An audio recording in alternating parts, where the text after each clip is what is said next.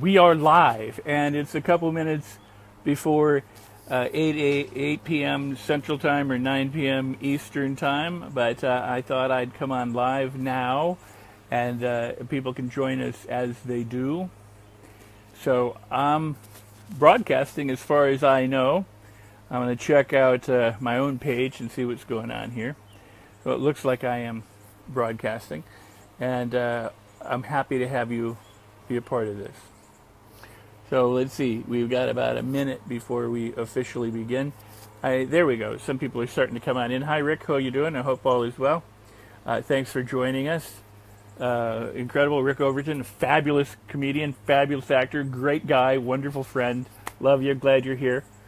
We're a bit early. We'll start in just a moment. So many cool people have said that they're going to be joining us. Tony Petroza joined us, so that's very cool.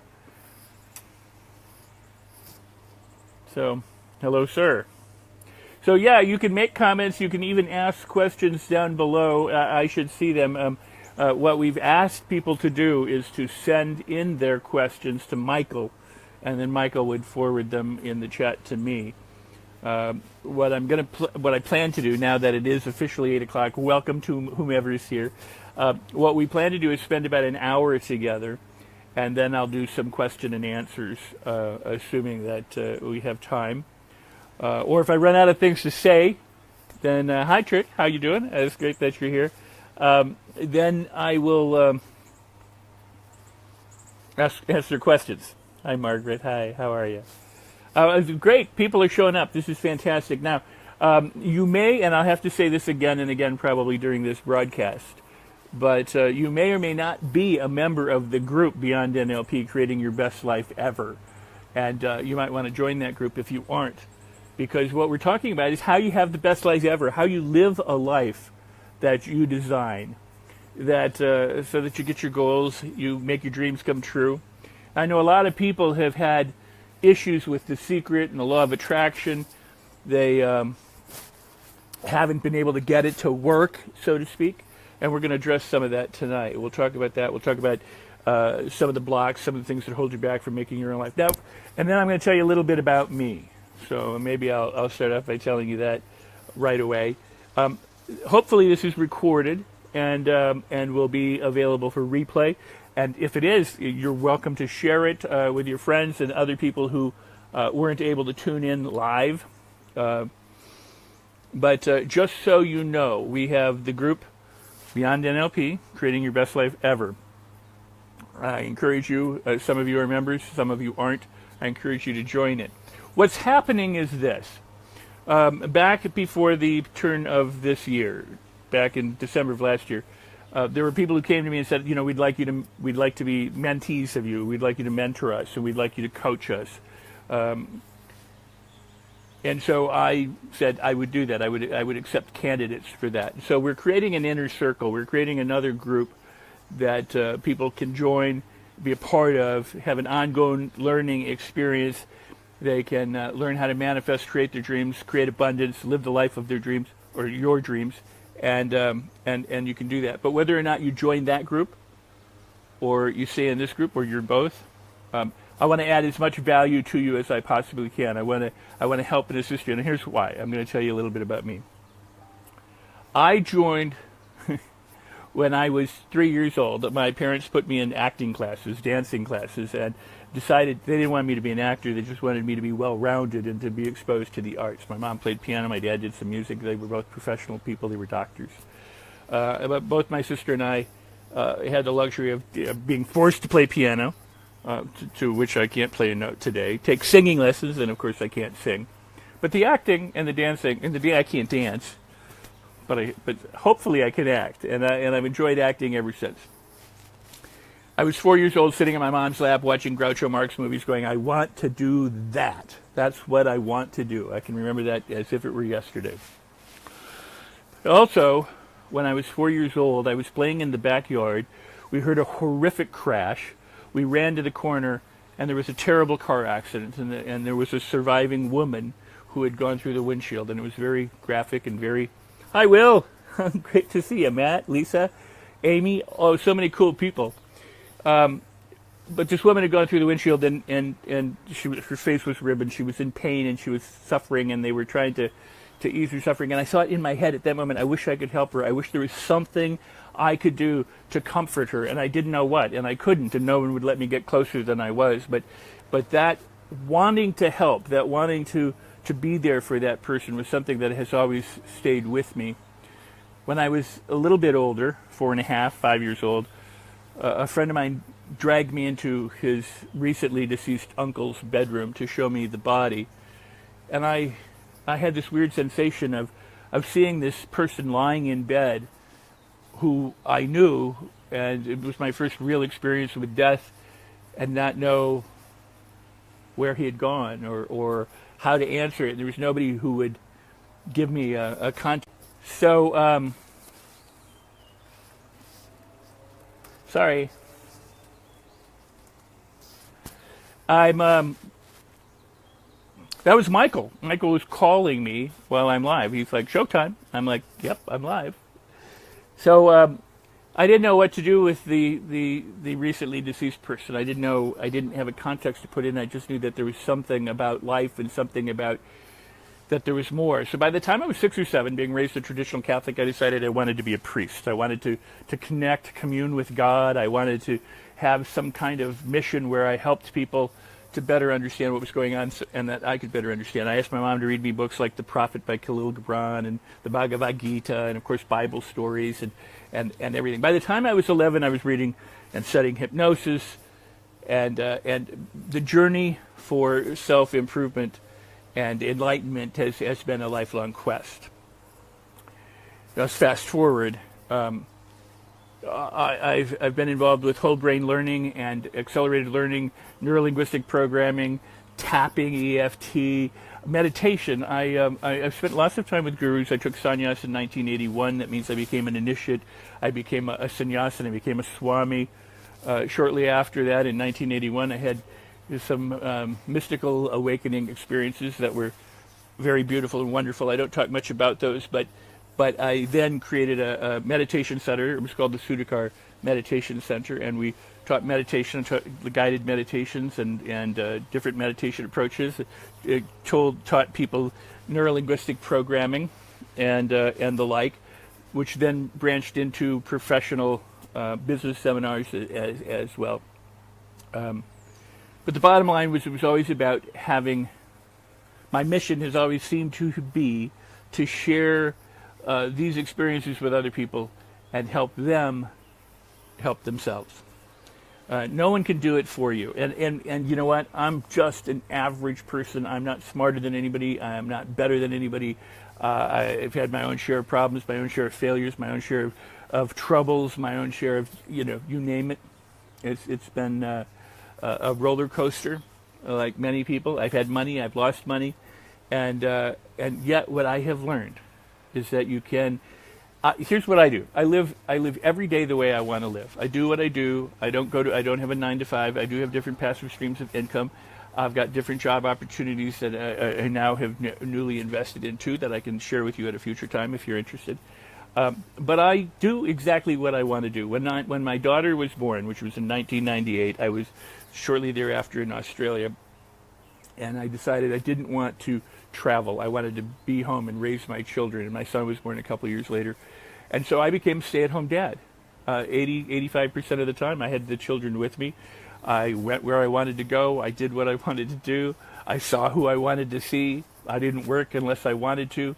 Movies or training seminars were always by my choice, and today they still are.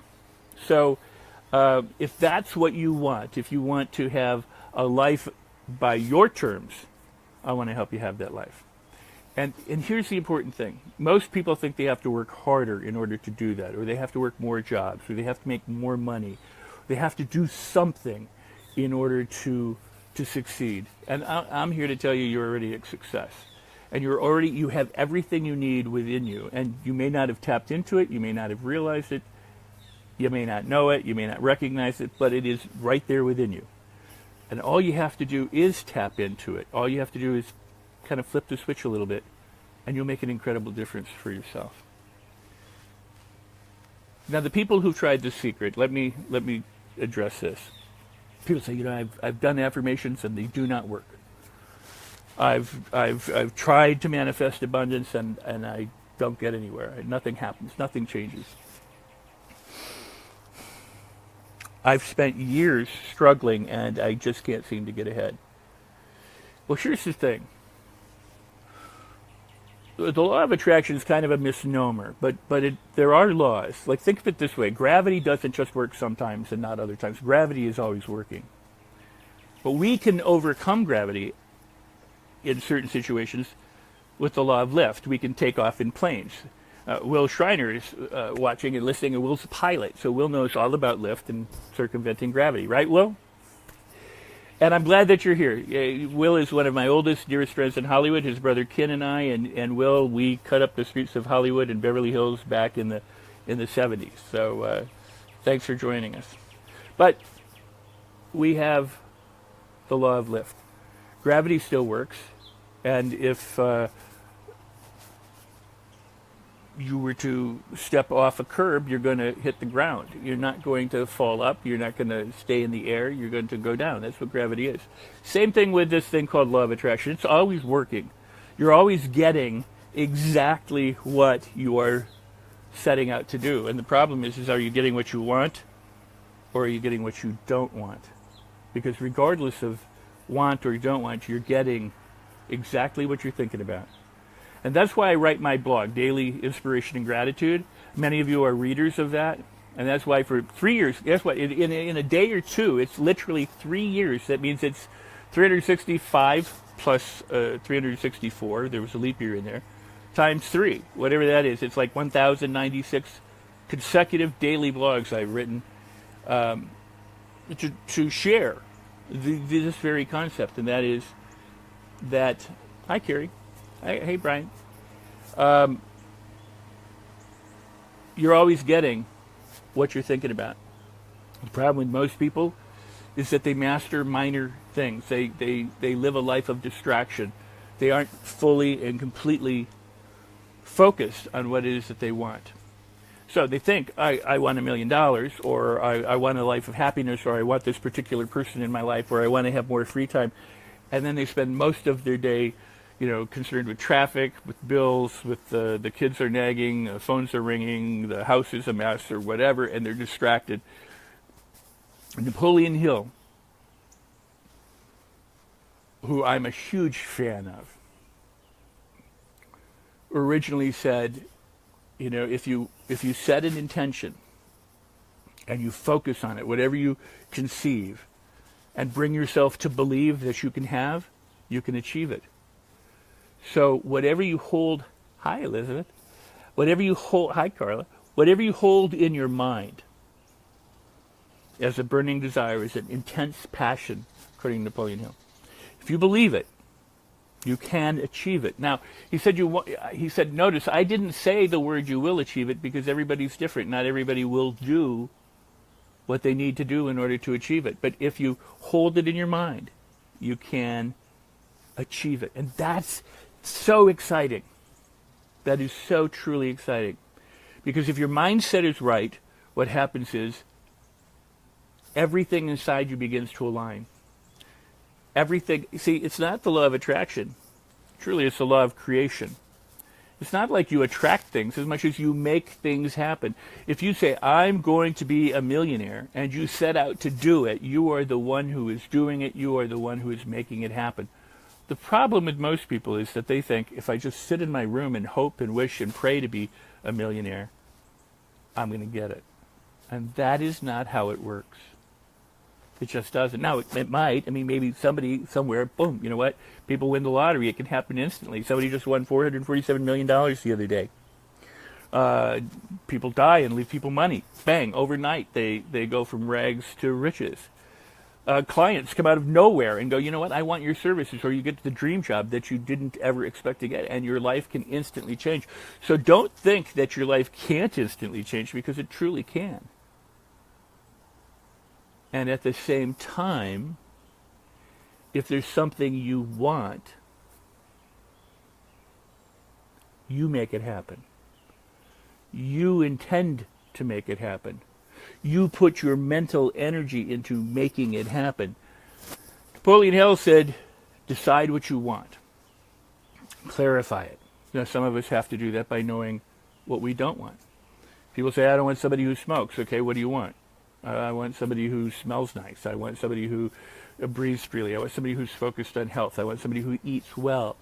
Clarify what you want, not what you don't want. I don't want to be poor. Doesn't tell you what you want. It tells you what you don't want. I don't want bills. I don't want to worry about money at the end of the month. I don't want to have to deal with collection agencies. I don't want. You can use that to clarify what you do want. So whenever you think a thought, like I don't want this, what is it that you do want? Shift it. Hey, Doug. Wow, one of my old-time friends, man. Hi, great to see you. I love everybody who's showing up. This is really fantastic. And again, you may or may not be members of this group, which is NLP, Beyond NLP, Create Your Best Life Ever, with Rex Sikes, that's me, the guy with the crazy hair. And I encourage you to join it. I encourage you to be there, because what we're doing is we're putting together a tribe of like-minded people who are interested in manifesting abundance and creating good things in their life and creating rapport and harmony and all sorts of really wonderful things. There's enough hate and enough fear and enough worry and enough crap in the world, and a place where we are all together. Now, something just happened with the video feed. I'm not sure what, and I don't know why, so I'm hoping we're still live. Can someone tell me if we're still live? Are we? Somebody say something. All right. Yes. Thank you, Amy. Thank you, Sharon. Yeah, my camera went out. It just said, gone. Hi, Candy. All good. All right. So here's the thing. Neurolinguistic programming. I'm going to backtrack. I'll go back and forth a little bit. But we're creating a community of people. Here's what happened for me a number of years ago. I mean, I've been very lucky. I've spent time with gurus of all kinds. Financial gurus, enlightenment gurus, personal change gurus, personal health gurus. I mean, I've been very good at getting to the top and hanging with people who make things happen and who are the thought leaders of the community. And a couple of years ago, I thought, you know what, I want to up level again. I want new mentors. I want people in my life who stimulate me. And so I started going out, and I started going out to workshops and seminars. I started doing the very same thing I did 40 years ago that we all do. And I started meeting people who are incredible people who, one friend of mine had nothing 5 years ago. It was way back in there. Now he's a very multi-millionaire. Very dear, wonderful man. Totally changed his life around and made things happen because he had the right mindset. If you have the right mindset, you can do and accomplish anything. So you can't not create. You cannot not create. You're always creating something. The question is are you creating what you want or not? And when you read my blogs, Daily Inspiration and Gratitude, I ask that a lot, or I point that out a lot in the daily blogs. Do your beliefs support you, or are they non-supportive? We've all grown up with negative conditioning. We've grown up with co-opting the conditioning from our parents and our peers, from teachers when we were too young to know any difference. We have, our worldview is pretty much shaped by the time we're 7 years old. And so we have beliefs about the world that aren't truly ours. They're beliefs that we've co-opted from others, whether the world is a friendly place, whether making money is easy, whether finding love is wonderful, whether you have to work hard, money doesn't grow on trees, whether people are good people or most people are out to get you. All those kinds of things pretty much were presented to us in one way or another prior to the time we were 7 years old, and we live from that conditioning. And here's the news. Our subconscious mind, the brain, people will say things like, I keep sabotaging myself, and the answer, there's a way of thinking about that is you don't actually sabotage yourself. The only thing your brain can say to you is yes. It can't say no. It doesn't understand no. That's why when people say the example of don't think of a blue elephant, too late, because the brain doesn't process negatives. You say don't think of a blue elephant. The only thing you can think of is a blue elephant. If you say I don't want to be poor, what's the predominant word in that sentence? Poor. So your brain focuses on what it knows. So it can only say yes to you. So if you say, I am stupid, your brain will go yes. If you say, I am poor, your brain goes yes. If you go, I'm fat and ugly, your brain goes yes. Your brain says yes to whatever it is that you say and whatever it is you think. If you say, I'm really smart, your brain will say yes. If you say, I'm really wonderful, your brain will say yes. If you say, I'm really rich, your brain will say yes. If you say, I am fantastically happy, your brain will say yes. And people go, but then how come it doesn't happen for me? And the reason for that is because for so many years you've lived the other way. Your neural pathways are well traveled. It's like a pathway in the forest. You know, the more you walk on it, the more well trodden the earth gets, the more firm the pathway becomes. It's like how our roads began. You know, people just kept driving over them with covered wagons until pretty soon there were ruts, there were roads. That's what happens in our brain. We have chronic, conditioned, habitual habits, thinking habits, thought habits that immediately and reliably come up. So you think, I want to do that, and you go, you can't, you're stupid. It comes up. Immediately it comes up. You go, I really want to do that. You know, you can't, you're dumb. You don't know enough. You're stupid. You've never done it. You've never succeeded. All that conditioning comes up. And so what a lot of people do is they go, yeah, I'm dumb, I'm stupid, I can never do it. I'm going to go eat some worms. Nobody likes me, everybody hates me.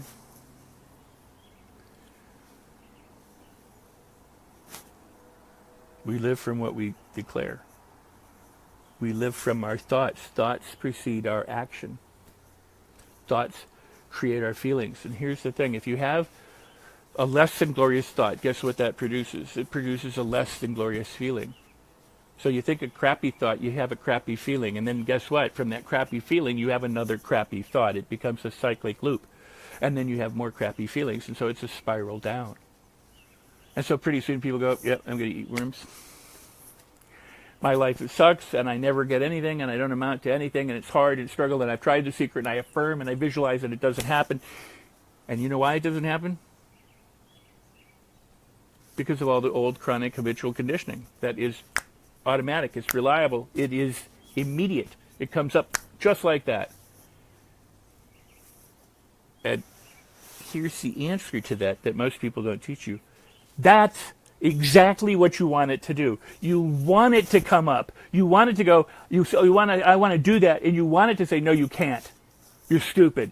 Why? Because you want to shine the flashlight on it. You want to become aware of it. You want to know that it's there. You want to see what's holding you back. You want to get in and dig out all of that old crappy conditioning. You want to get rid of it so that you can drop it and let it go. And you can't get rid of it and let it go unless you know what it is, unless you're aware of it. So when it raises its ugly, horrible, negative, bad feeling head,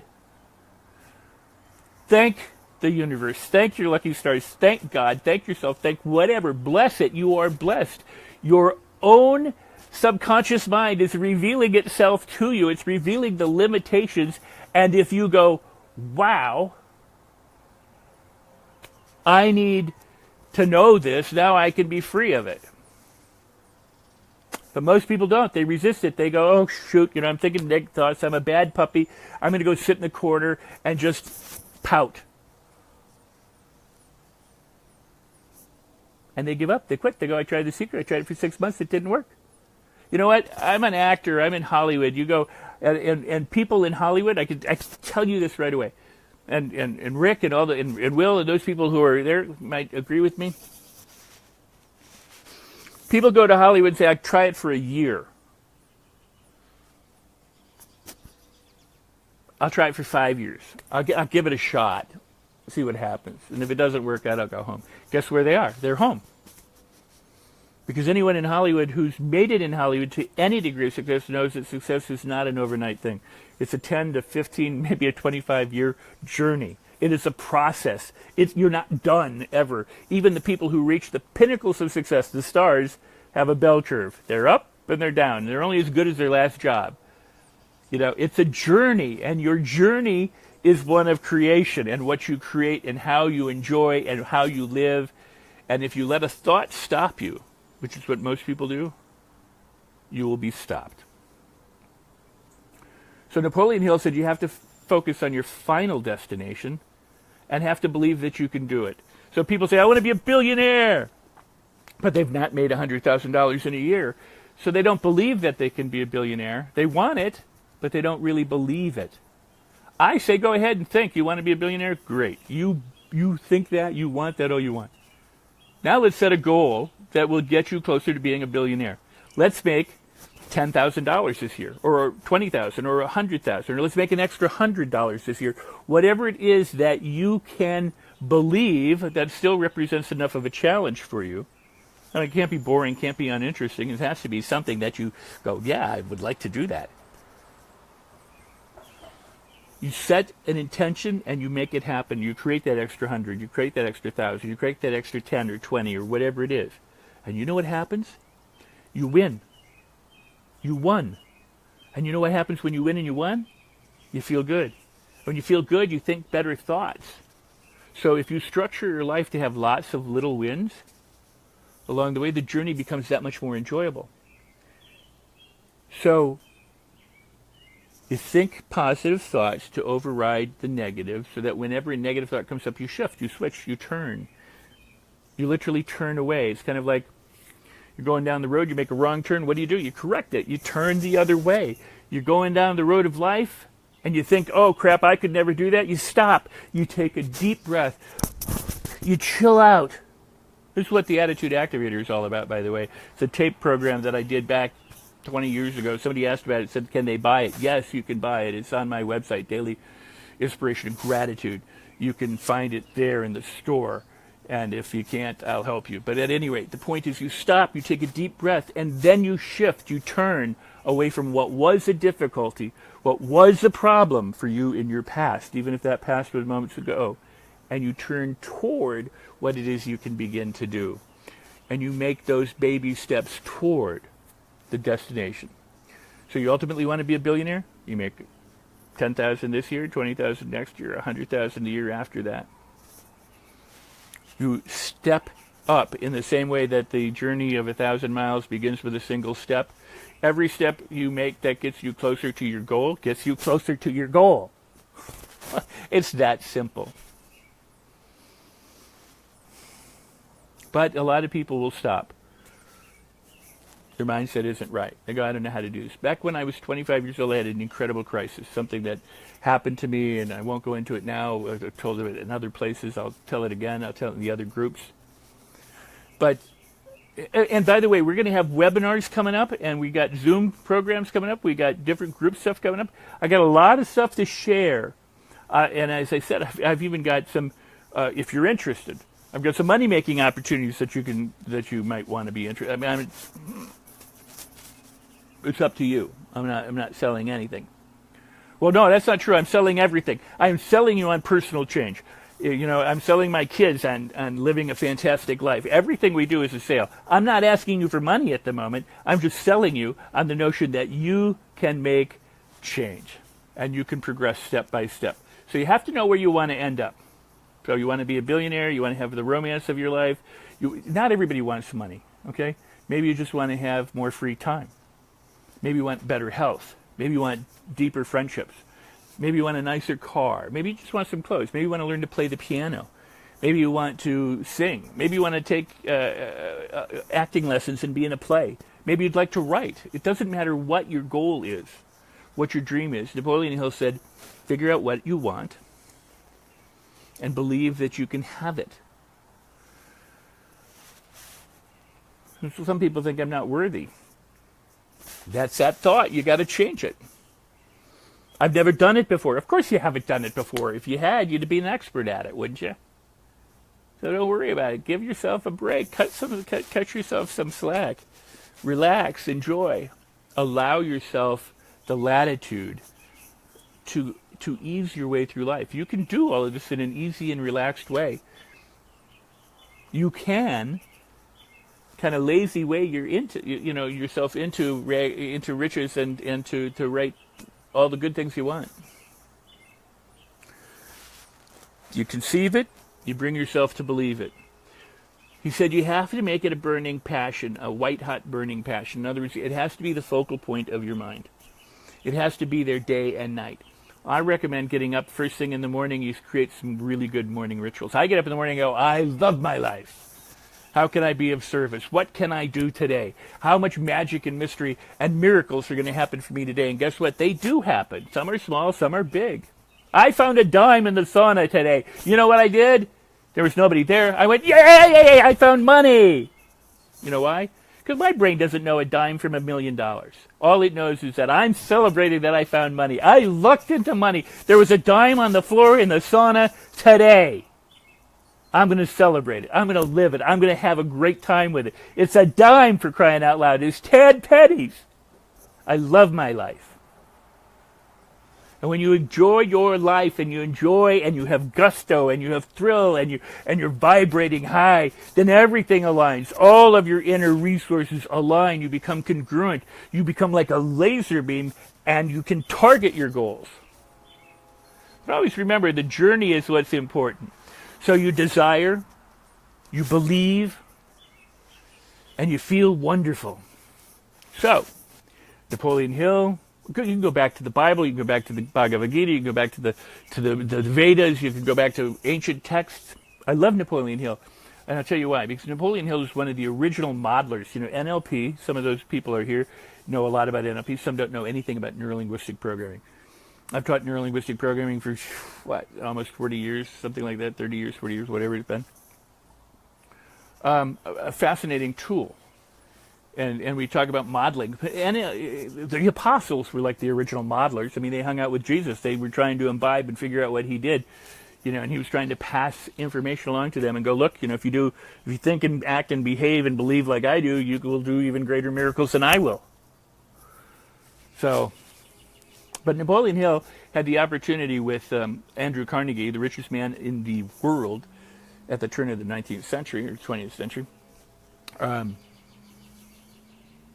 Commissioned Napoleon Hill, Carnegie commissioned Napoleon Hill to model, to study 520 of the richest people on the planet at that time, and then come up with a philosophy, a plan for how they did it. Took him 20 years. I love Napoleon Hill. I love my life. I love you. That's why we're here. Napoleon Hill said he spent all this time with them, with their families and their homes. He learned this stuff. He extracted this stuff. And he goes, this is what you need to do. Know what you want. Make it a burning passion, desire. Believe that you can have it. And feel good about it. In other words, once you believe and it's a burning passion and you repeat, he said, use auto-suggestion. What is auto-suggestion? Well, I'm giving away the farm here. But all of these topics, this is kind of an overview. We will go into each of these topics in much more depth in webinars and in different things, especially in the inner circle groups. You know, if you're so inclined and you want to go into real good depth with this, then and we will. And we'll tell you how you can do that. I'm not going to say how you can do that tonight, but in the future. Because all of this stuff is unfolding. We're rolling this out. Tony is editing a book. Tony Petrosa and I are editing a book. That'll be coming out soon. I'm thrilled about that. We've got webinars coming up. We've got different products coming out. We've got the different groups that are happening. And you are like the first people that we're kind of rolling it out to, introducing in this group.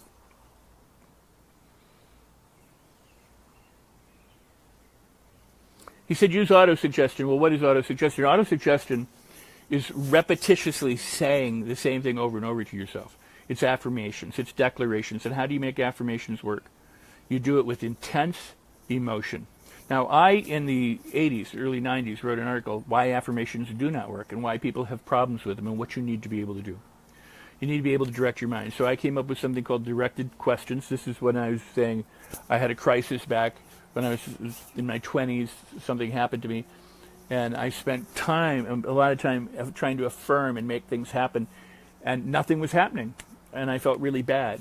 And then I unlocked the secret that made the whole thing happen. And what it was instead of affirming everything, because what I was doing this, I was saying, I'm feeling good, and I didn't believe it.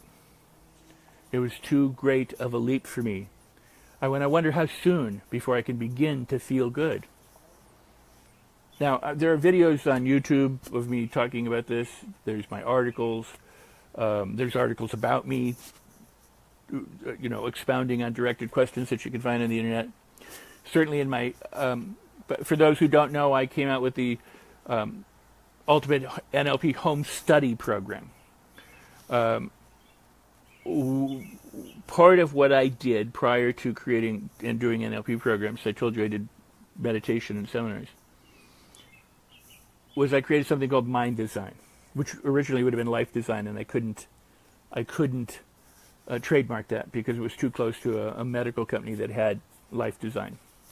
Now everybody uses life design, everybody uses mind design. Nobody seems to care about anything anymore. But at that time, we couldn't trade it. I wanted to have life design, because the point was that there's very simple things that you can do to make your life sumptuous, to make it delicious, to make it absolutely wonderful, to make it so incredible you can't even believe it, that you wake up every morning and you're thrilled to be alive, and the last thing you do before you go to bed is you're thanking your lucky stars that you've had such a wonderful day.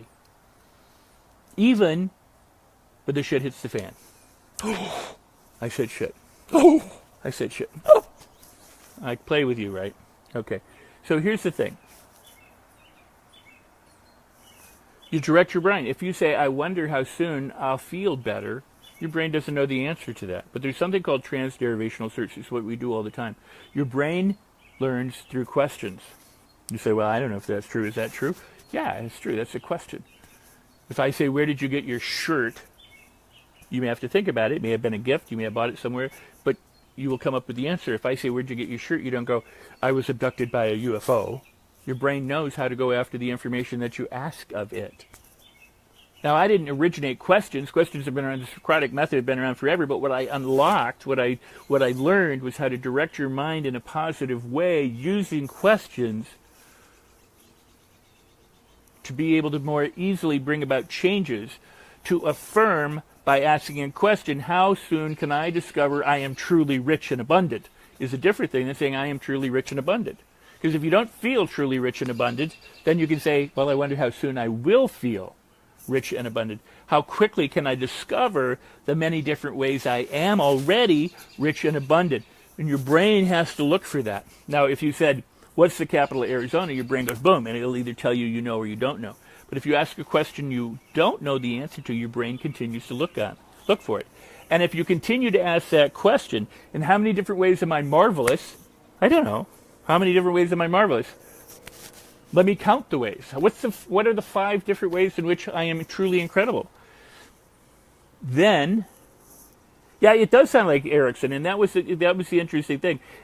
All the NLPers and Erickson people could say, well, how soon are you going to lift how soon do you think your hand will rise off of your lap, involuntarily? So great question, Tim, or great comment, Tim. Hypnotists, Ericksonian hypnotists, particularly NLPers, would use presuppositional questions for other people, but they never turned it on themselves. They never said, I wonder how soon before my hand will rise up. I wonder how soon before I discover how happy I am. I wonder how quickly I can find out how truly fabulous I am if I let go of all of my problems and just focus on those good things. You see, you direct your brain toward what you want, and so you ask questions about a class of things that you want. It's usually best to ask questions categorically, like work on one thing at a time. Like if you want to work on weight, how soon can I find myself eating the foods that are right for me? How quickly can I discover myself having fun consuming the right foods? How easily can I find myself maintaining my ideal weight? How easily and effortlessly can I find myself thrilled with the idea of exercising in the morning or at nighttime? You just pose questions around that particular topic. Again, I'm giving you a lot, but in overviews. There's so much more, and there's so much depth. This is the snowflake on the tip of the iceberg of Mount Everest. And if you're wondering about how I'm talking in a way in which I am weaving together a tapestry.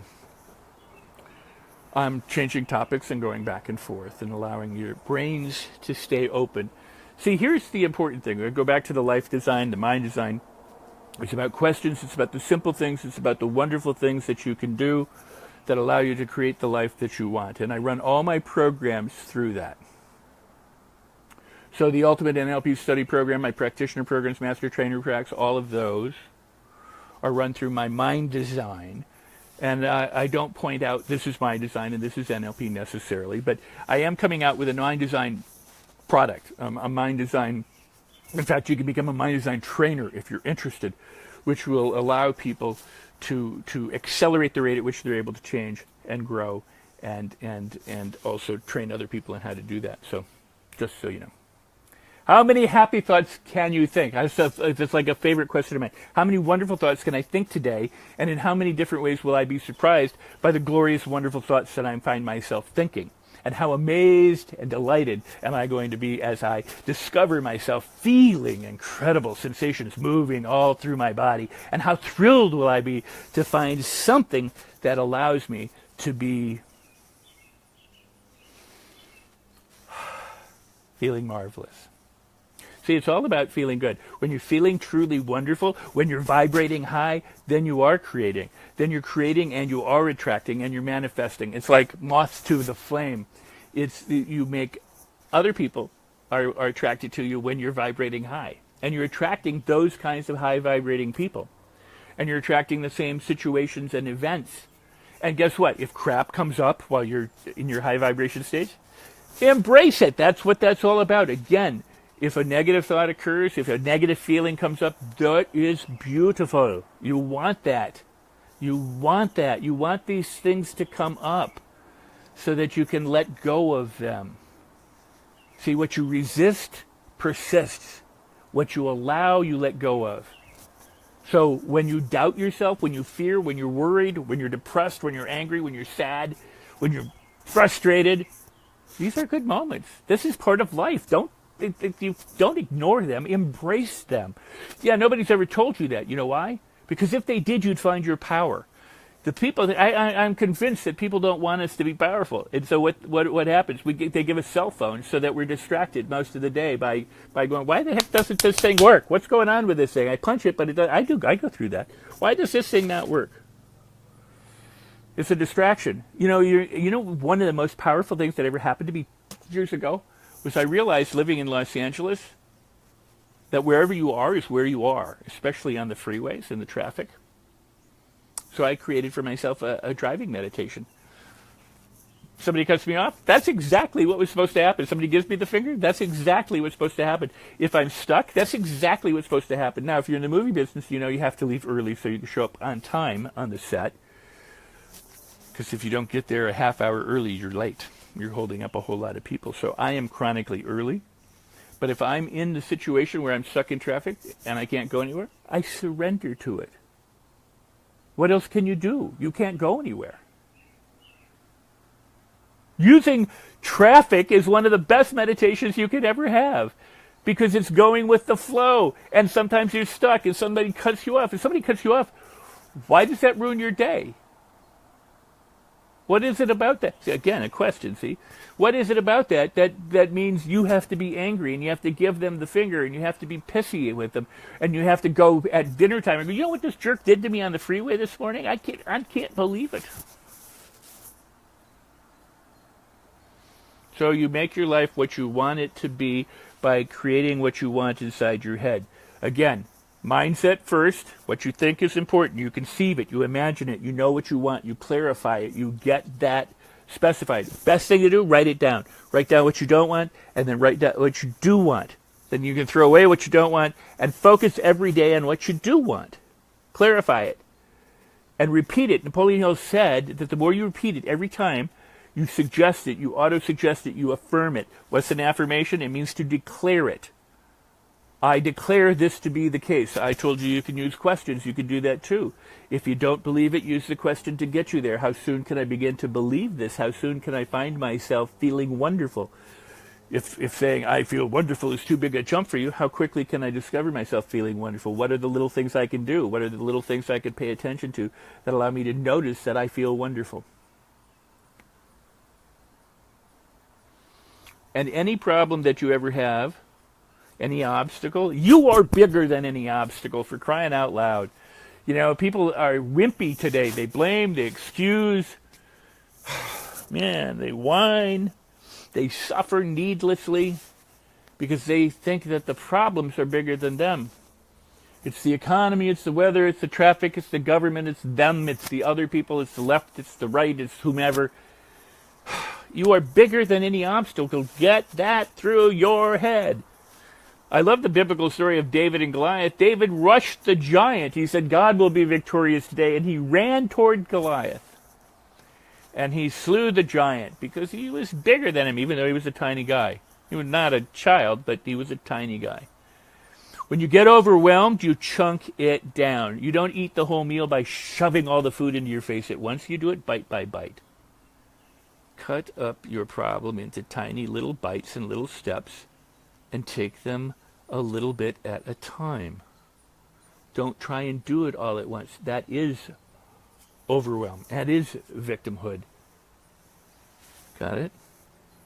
Mindset. Mindset. Mindset first. You get the mind going first, you get the thoughts right first, and the feelings follow. And when the feelings follow, the vibrations follow. And when the feelings and the vibrations follow, you start getting inspired action. You affirm, you declare, you use auto-suggestion. And again, auto-suggestion, just like the law of gravity, is always going on. If you say, I will do it. No, I won't. I suck. I will do it. I am stupid. I will do it. Both of those are auto-suggestions. Both of those are affirmations. There are negative affirmations like I am stupid. And there are positive affirmations like I am smart. Whatever you say, as Henry Ford said, whether you think you can or you think you can't, you are right. You are absolutely right. If you think you're stupid, you are stupid. That's what you agree with yourself. Your brain says yes. But you can learn to change that. That's the cool part, because your brain will say yes to whatever you do with it. You train it. You recondition it. That's what Napoleon Hill discovered. That was the cool part about it. These people who became rich conditioned themselves for success. They knew that they would be successful. They didn't let anything stop them. Yes, they were overcome by massive failure. They lost money. Anytime that you pursue a huge dream, you're bound to encounter difficulty and troubles. Napoleon Hill said, within those are the seeds of opportunity if you're astute and you can recognize them and you look at them and you see them. But you can't if you're focused on your problems. But if your mindset is right and you're vibrating right and you're affirming and you're suggesting right and you're making the best use of your brain and you're persisting, then guess what? You release your own intuitions. Your brain, your reticular activating system, which is the base of the brain here and over here, your amygdala. And so what it does is it actually looks for opportunity. It looks for danger too. So if you're focused on danger, it will find it. If you look for opportunity, you will find it. Think in terms of your thermostat at home. If your thermostat is set at 70 degrees and it gets too hot, it will turn off so that it goes back to 70. If it's too cold, it will kick on so that it gets to 70. You have an internal thermostat right now. Some people say you've got a money thermostat for how much money you're willing to make in your lifetime. I think that's true. I think that's an accurate statement. But you also have a positivity negative thermostat. You have a belief thermostat. You have conditioned, old, chronic, debilitating beliefs that hold you back. They don't have to. As they come up, you see them. They've come up for you again and again and again and again. And don't you think it's time to let them go? I mean, why live 10, 20, 30, 40, 50, 60 years with the same old limiting beliefs? Why not just decide to be done with them?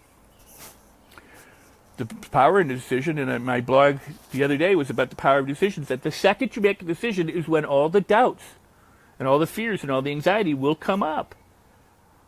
Be glad. I will say it again. Be glad. Be happy. So that you can do some house cleaning. Yeah, build a better thermostat. Now, again, remember, you need to know where you're ending up, your destination. You know what you want. If you say, hey, I want to come to Milwaukee, I want to hang out with Rex, we're going to have some coffee and some good times. I got to get to Milwaukee from wherever you are, or LA, because I live in both places. But I'm right now in Milwaukee. I'm where my children are, the area. And you want to come here, you need to know where you want to end up. You can't just go somewhere, Rex is somewhere in the country, let's start driving. Or you go, Rex is in Milwaukee, let's drive. And then you plan your route. And you should believe that you can get there in a reasonable amount of time. And if there's a detour or your car breaks down, you fix it and you take the road, the detour, until you finally get there. You know, the GPS now will get you there. Okay? It plans the route to get you to the end. You need to know where you are going to be. So, you focus on the end result.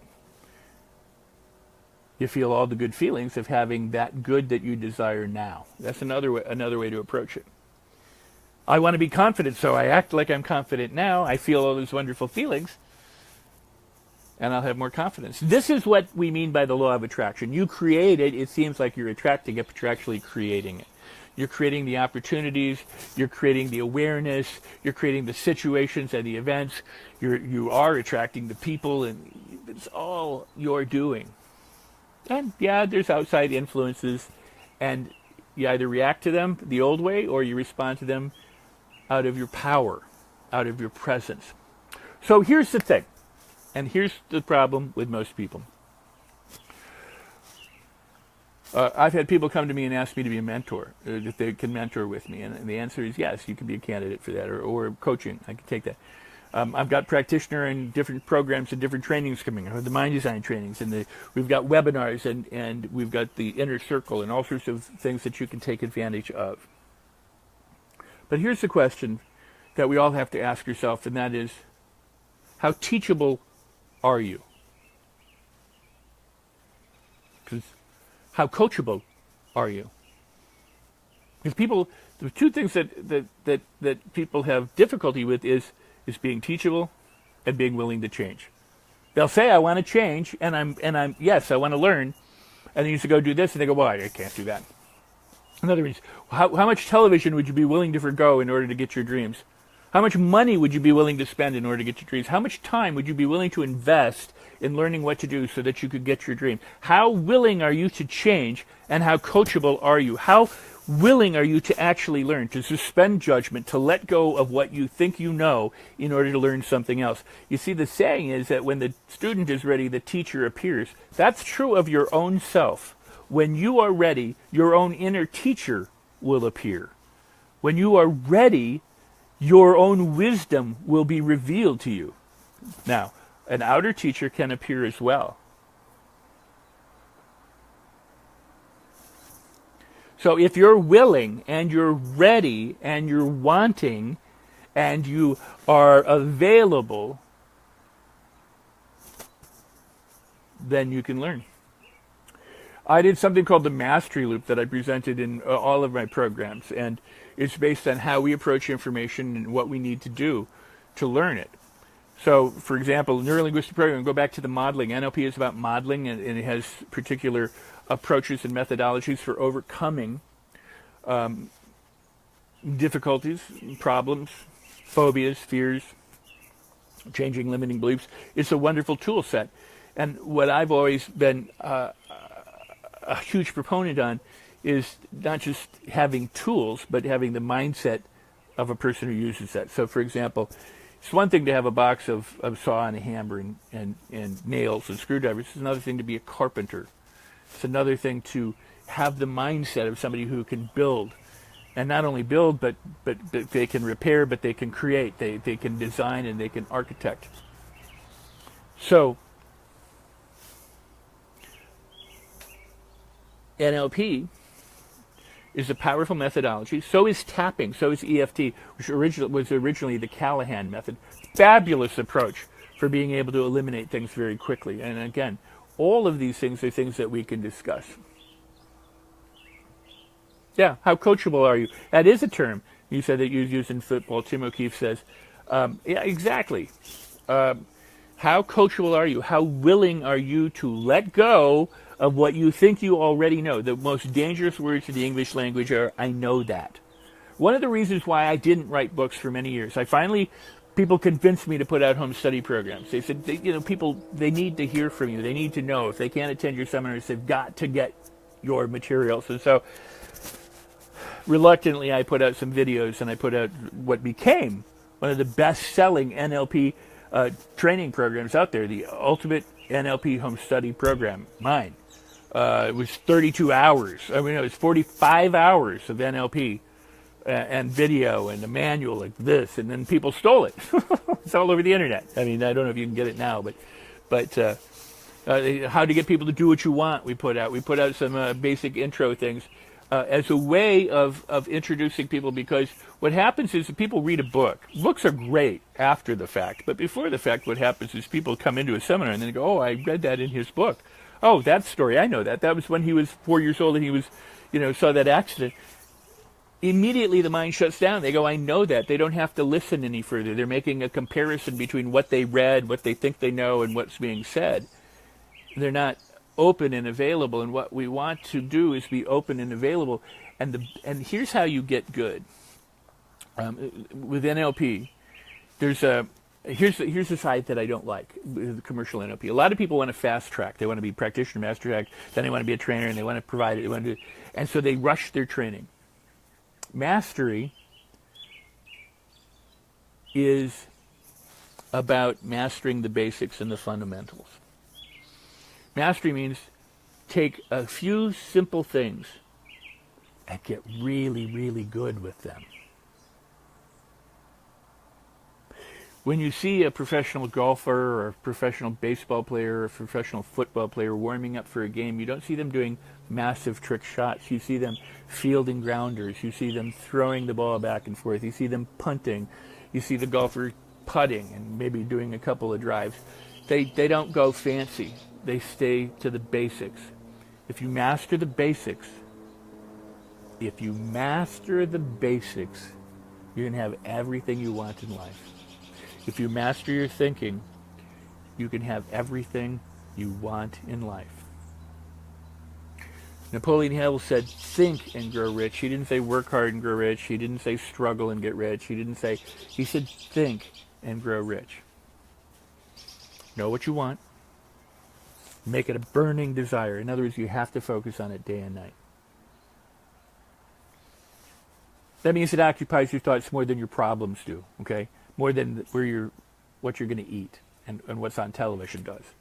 More than your Facebook does. You focus on what you want.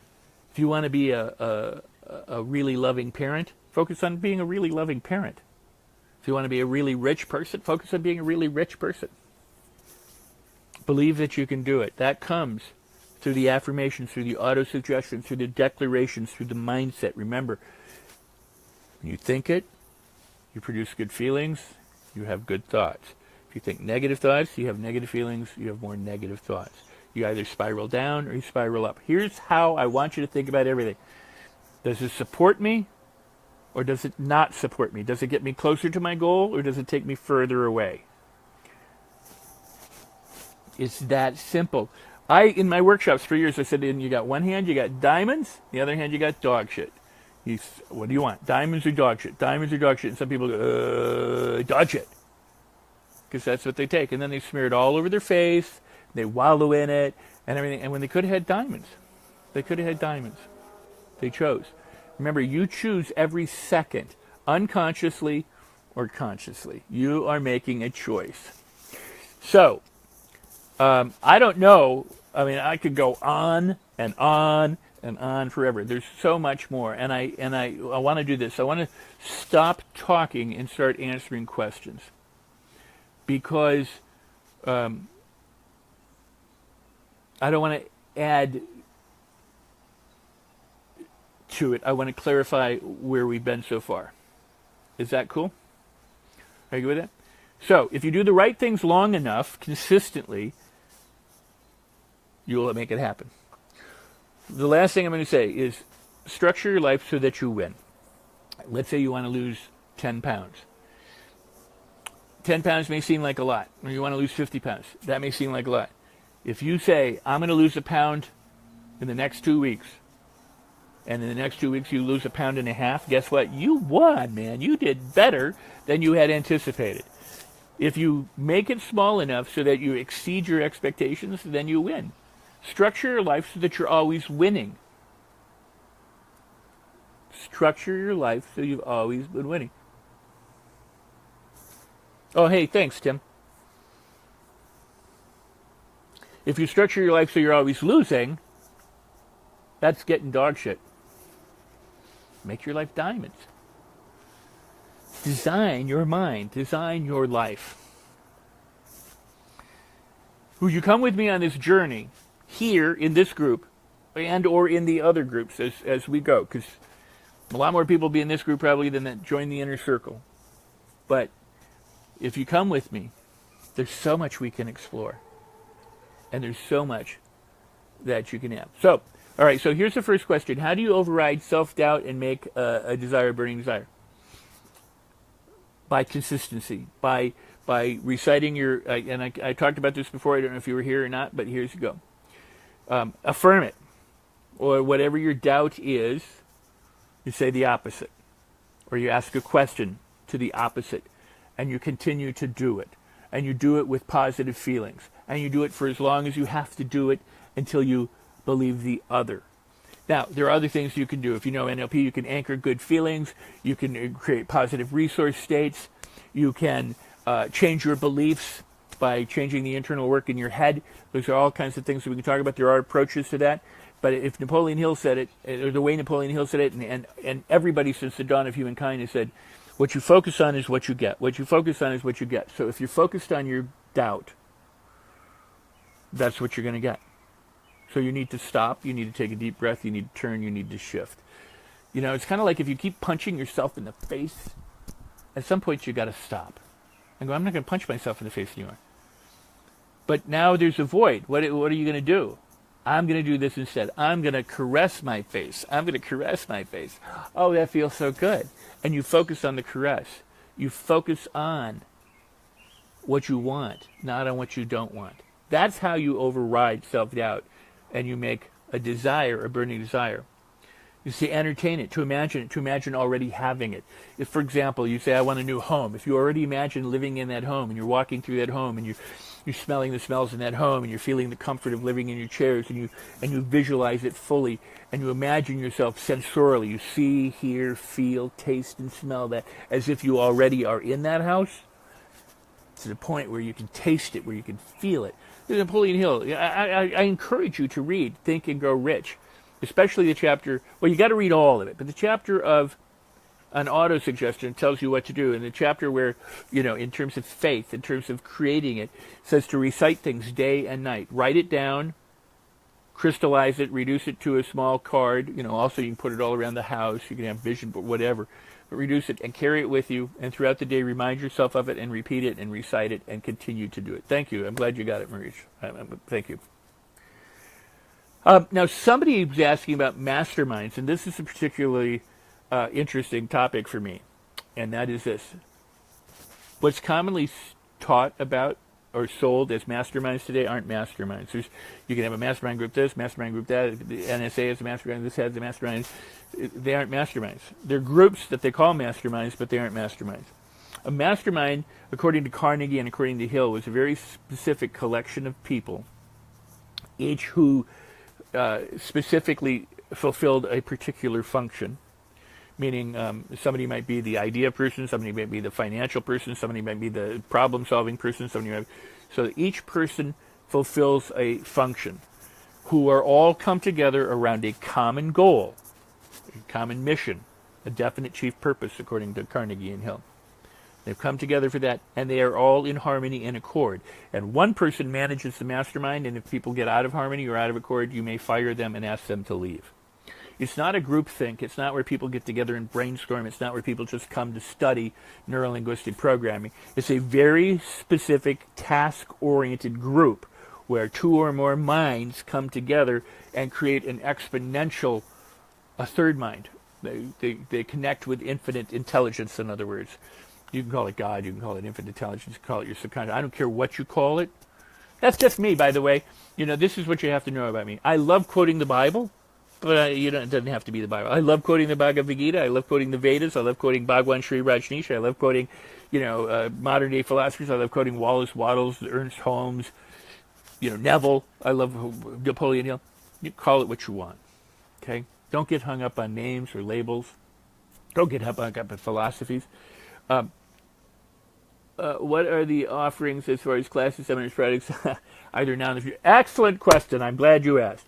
We're going to be telling you more about that in the future. I've got practitioner programs coming up. I've got webinars coming up.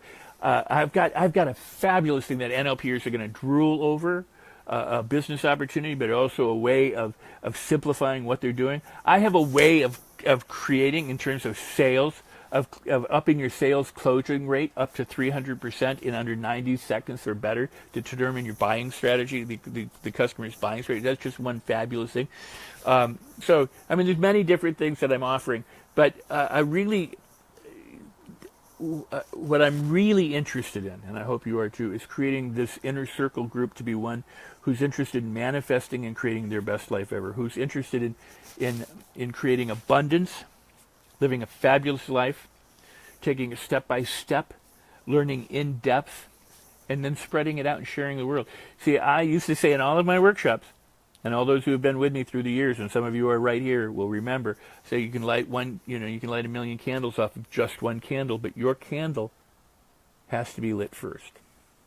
So light your candle. And then as the Bible says, you don't put your light under a bushel, but you let it shine for all to see. So, the questions. Let's do some more Q&A. But I'm glad you asked about the products questions. We will answer that.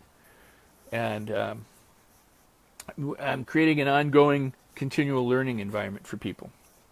So if you want to join us, let Michael know. That's cool. Say, yeah, I'm in. You don't know the details? That's fine. We haven't given them to you yet. There are programs coming up. I go, hey, I want to do your program. You don't need to know when the dates are. We'll let you know when the dates are. Just let us know that you are interested.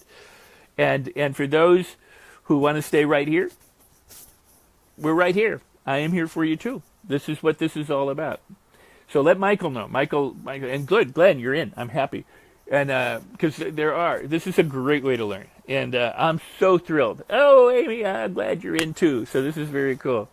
I'm not going to continue to say that because as people say it, oh, I'm in. I don't want to. I want to be able to answer the questions. So what questions do you have that I might be able to answer? By the way, I want to drink a little bit of coconut water here. One of my favorite drinks. I prefer a real coconut. Wow, the first mosquito of the summer.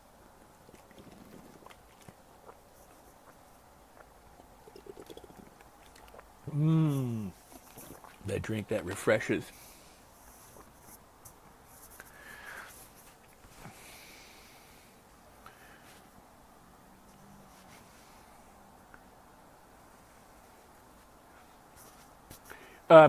Sharing the way that's structured will be. We're gonna this is a question. Somebody said I'd like to join, but my schedule's crazy.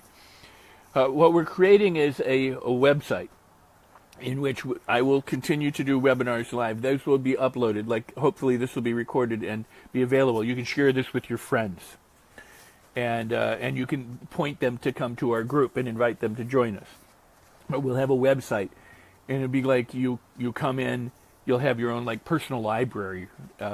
Hopefully, or there'll be a library section where the different kinds of trainings and different kinds of learnings are available, and you can do it on your own. But then once a month or twice a month or 3 times a month, whatever it is, whatever the schedule is, I will be meeting with you either live in real time, or I'll create some online recorded content and upload that to the site, and you can access it from there. During the year, we'll have live events from time to time, and you're welcome to those. As you can make them.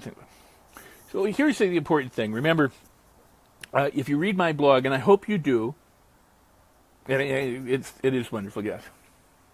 How and why did I get started in NLP? It's a long story, but I had been a sannyasin. I'd been initiated into sannyas and a guru, Swami disciple relationship. And I had been studying personal development. I'd been in hypnosis since I was 11 years old. I found neurolinguistic programming, and I read Frogs and the Princes and went, wow, this is pretty incredible. I need to learn this stuff.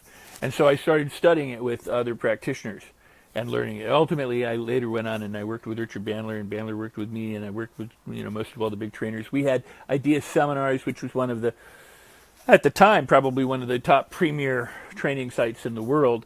I went underground. I literally withdrew from public sight in around 2000. I wanted to focus on the movie business. I went into coaching and mentoring, business coaching, and doing training for private sources, but not. I closed the public doors for the seminars and didn't travel because I wanted to be with my children, and I wanted to do things more on my terms. What 3 things does somebody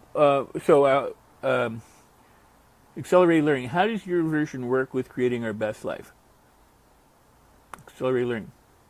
Well, in terms of what my design was it was using whole brain approaches and accelerated approaches for being able to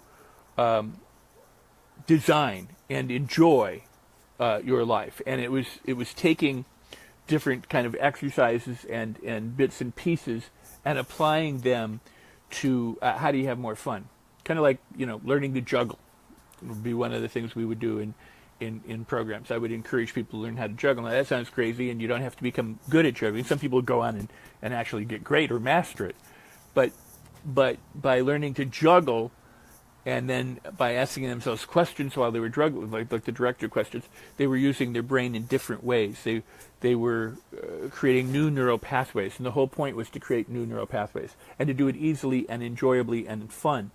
Too much learning in the old way, and even in the traditional NLP way, was chunk everything down so it's so tiny and morsel-sized that it's no longer really much fun or interesting, but it's tiny enough so that you get it, which is what you can do to your problems. This is absolutely a valid approach to taking apart anything that overwhelms you. One bite at a time is the way you eat an elephant. So you want to have it fun. You want to have it playful. You want to learn to play while you're learning. So when people were learning neurolinguistic programming, I wanted to have them to have fun. I wanted them to be challenged. I wanted them to learn, a variety of things. But also, in doing that, to learn how to learn. And that's an important piece. How do you learn in a way that's so fun that it's just easy, and then you don't struggle with it anymore, and you don't beat yourself up over it? I hope that answers that. What 3 things should somebody wanting to start on a self-development path do first?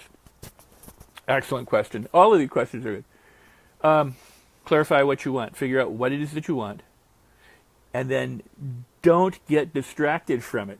Now, sometimes people need to take some time, just like you marinate food.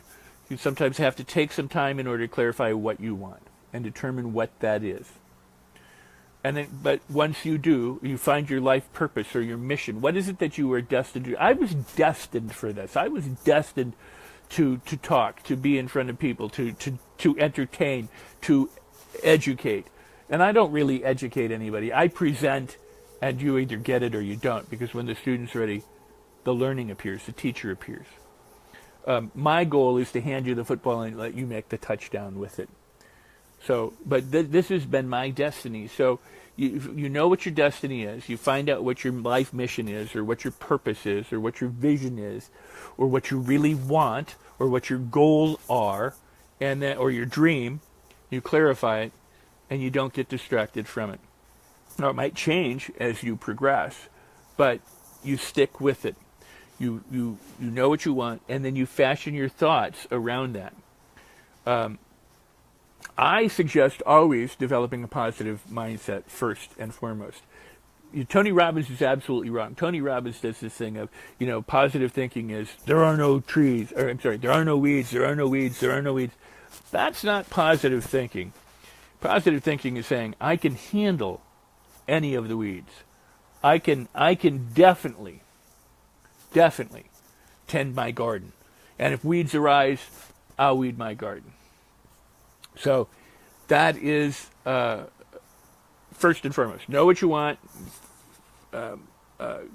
Create your mindset. In other words, gain mastery over your own thought process. Here's the thing. You aren't your thoughts. You only think you're your thoughts. That's how silly this is. You think you're your thoughts, and you're not. You're not the negative thinking, and you're not the positive thinking. You are someone else, and then that is having the thoughts, and you're watching that. But you identify with one or the other, and you don't have to. As long as you're identified with negative thinking, you'll feel negative. If you identify with positive feeling, you'll feel positive. And yet, neither of those are true. That's why I say think supportive or non-supportive. It's supportive or non-supportive. I am not a Sagittarius. No, I'm not. So, it's like dog shit or diamonds. Am I getting closer to diamonds or am I getting closer to dog shit? That's all you have to do. Is this more negative or more positive?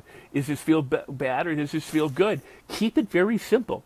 If it feels bad, if it feels less than glorious, if it feels yucky, if it feels then let it go.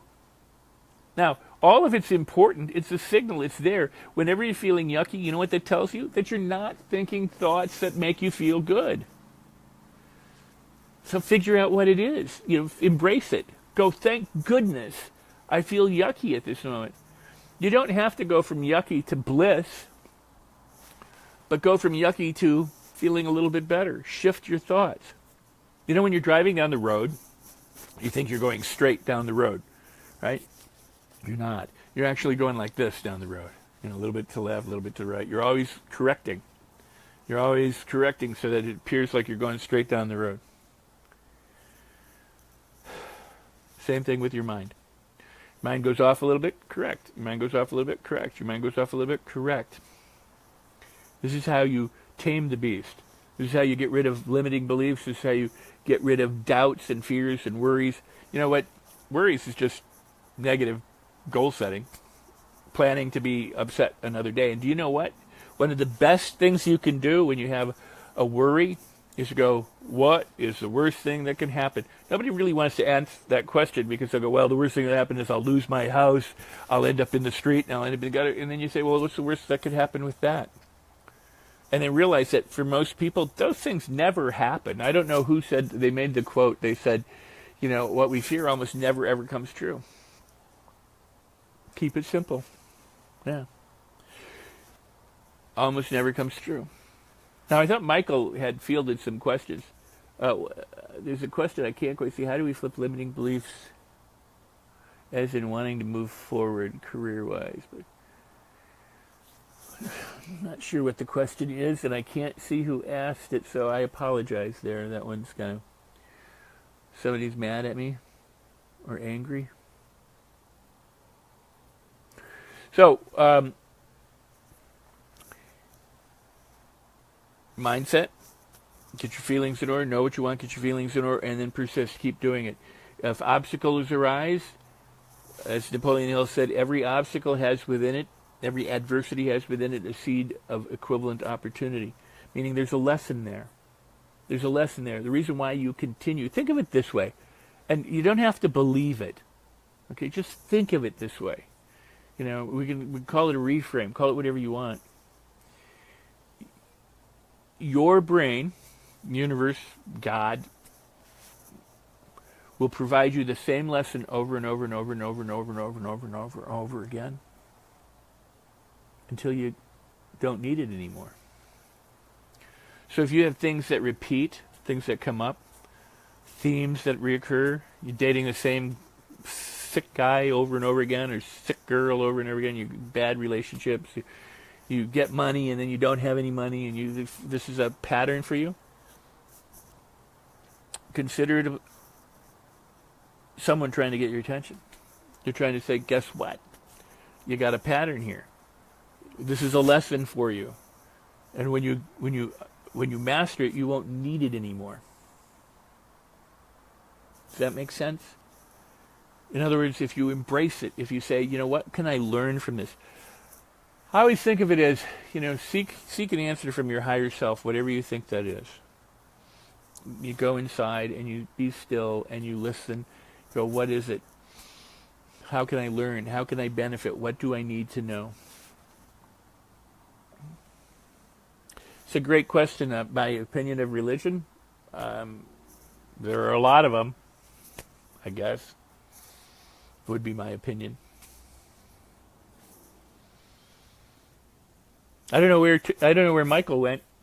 I thought Michael said there were some questions that he had, and I was looking for him to do it. So are there any further questions? Is there anything that I touched on that you want to have further clarified? I would say this is the last thing that I would say, because this is my blog is dailyinspirationandgratitude.com. If you're not a regular reader, I encourage you to read it.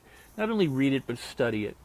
If you're going to read Napoleon Hill, read it and study it. Don't read it and get through it. Read it and study it. I've been reading it for years. What do you do if you go after something many times, and after the fourth time you have like one shoot, and at the same time you have... I don't quite understand the question side. Thank you. Thank you about that. Hey, there you are. So Michael's back. All right, Michael said his feed is trailing. And thanks, Olivia. I appreciate that. Aside, if you can ask the question again, because I'm not quite sure what it means. But here's the thing. I read about daily gratitude and inspiration because I want you to feel inspired, but I also want you to recognize the true power of gratitude. When you are grateful for everything in your life, good, the bad, the ugly, the beautiful, then your whole life transforms. If you're grateful for your problems, they're no longer problems. If you're grateful for not having money, money is no longer a problem. You open the doors for money to come in, because your mindset becomes one of abundance. Gratitude is more transformative than anything I can think of. If everything is a blessing, then everything is a blessing. And wouldn't that be a wonderful life? People try and be happy down the road when they can be happy right now. It's being happy here and now. And it's really quite easy. Like I said, I'm no different than anybody else. Oh, my sister's here.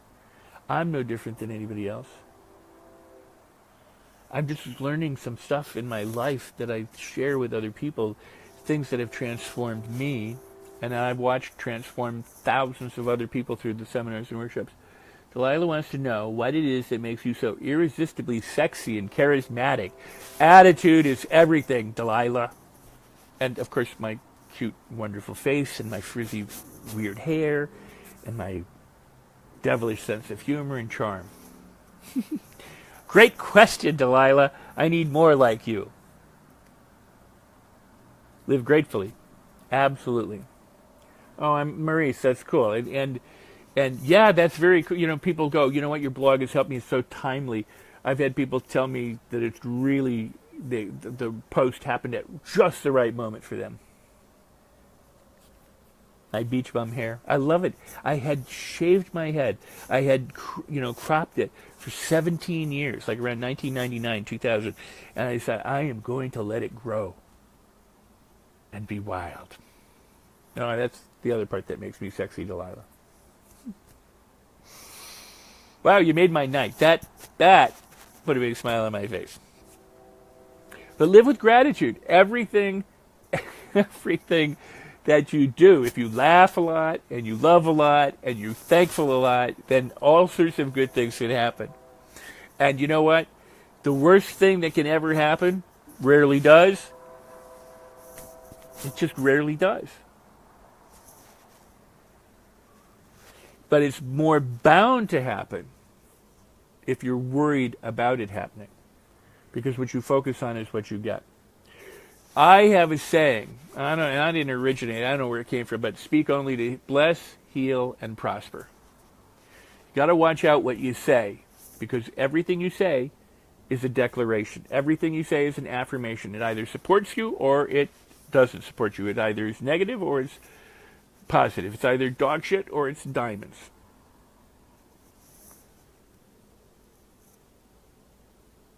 That's cool, Robert. I'm glad that happens for you.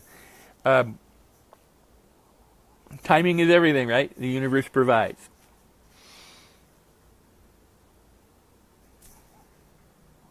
Dog shit or diamonds?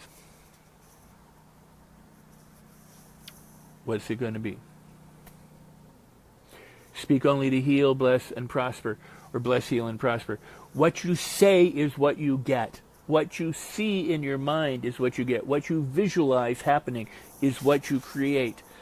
You know, the only reason why you have chairs and spoons and televisions and computers is because somebody thought them out in their head, and then they brought them together in reality. An architect imagines the building, they design it, then they gather the resources, the materials, the people, and then they build it.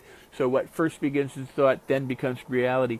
Everything that occurs in your life is part of your creation. If you realize that, if you understand it, if you're willing to take 100% responsibility for creating everything, the good, the bad, the ugly, everything, then you will become powerful over all of it. And if you're grateful for all of it, then you're truly, truly blessed. And your life will be more incredible than you can ever imagine. What you resist persists. So you want to turn resistance into assistance. What you speak is what you get. What you speak is what you get. What you say, what you declare, goes way back to abracadabra and open sesame, and it was the word. What in the beginning was the word. What we speak is what we get. The stories that you tell yourself, the stories that you say inside your self-talk, it goes on 24 hours a day, that inner monologue or that inner dialogue or those inner voices that you speak to yourself governs your life. What you say to others governs your life. If you say, you know what, I'm having problems money-wise and I don't have enough money at the end of the month and things suck, guess what? It does. A better way to say is I have a situation right now. I've got things going on that some people would think are a problem, but I'm learning how to maximize my resources. I'm educating myself in new ways of handling money, and I've decided that I'm going to be a better money manager. I'm learning how to manage money so that I can have more money and become a person of true abundance. Why say you got a problem? It's just like coming home and they go, how was your day? And they go, oh, the freeway sucked. And then the girl at the coffee house, got my order wrong. And then I went to work and the boss was a rag and he was just mean to me. And then lunch, so why relive that crap?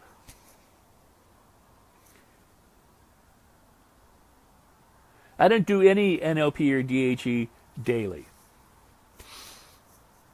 I don't even think about NLP. You got to be honest. I mean, whatever I do is unconscious competence. I do. I affirm every single day. I visualize every single day. I write every single day. I read every single day. I meditate every single day. I find quiet time to listen to myself every single day.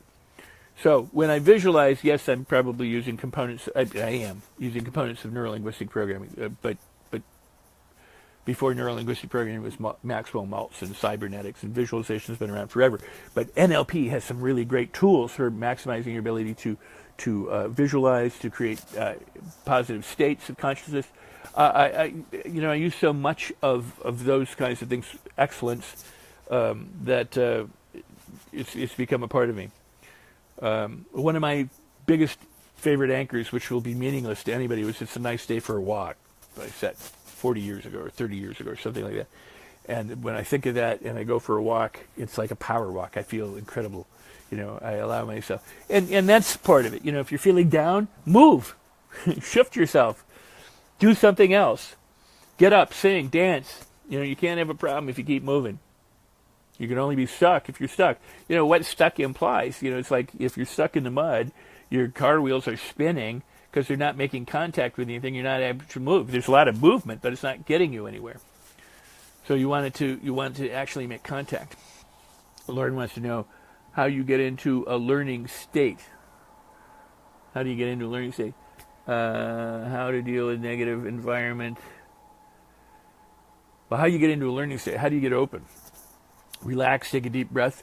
You can go back to times in which you had learned easily, things that you enjoyed, that you learned, fun times you had learning.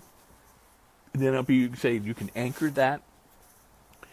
But it's enough simply to go back and remember as vividly as you can what you see at the time, what you saw at the time, what you heard at the time, what you felt at the time. Imagine it and wrap those feelings around you of a time when you felt wonderful learning. It could be you were looking at a butterfly on a flower. It could be that you were crawling through the grass. It could be you were watching animals at the zoo. It could be maybe you love math. You know, I mean, some people do, or science, or some topic that you're passionate about. Envelop yourself with those feelings. That's all I'll say about it for now. But I mean, go ahead and recapitulate, relive those feelings. And we'll talk more about anchoring, you know, at another time. But that's it. You can also, another way to get into a great learning state is to smell lemon, smell peppermint. Those odors tend to have an effect on the brain and open up and stimulate the learning centers. Also, affirm it. Say, I am an excellent learner. I love learning. I am thrilled that I have the opportunity to learn. So how many different ways can I find things that excite me about this topic? How much fun am I going to have as I go through and explore this learning? You can affirm it. See yourself having fun. Imagine it in your mind. Journal. I love learning. I have a great time. I learn. I'm easy. Declare it. Make it so.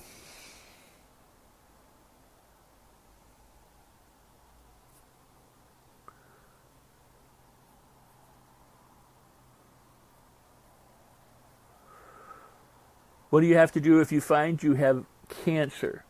Well, that's a really, truly incredible question. There are people who would believe that cancer is something difficult to overcome, and there are those people who believe it's quite easy to overcome. I would look for the type of medical practitioners, because I'm not a doctor, I can't give you medical advice, and I don't know, but I would look for those people who have, overcome it, and find out what they did. Some will have done it through natural means, some will have done it through more traditional means.